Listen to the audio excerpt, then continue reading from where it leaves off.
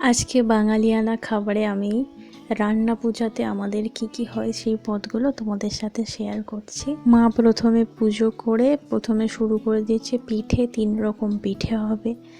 এই যে ভাজা পিঠে গুড় দিয়ে হবে, তারপরে কলার বড়া হবে, আর তারপরে তাল ফুরলি হবে। তারপরে আরও নানান রকম খাবার হবে। এখন অনেক রাত্রি পর্যন্ত রান্না হবে। মা এখানে আমাকে একটু পিঠে দিয়েছিল খেতে।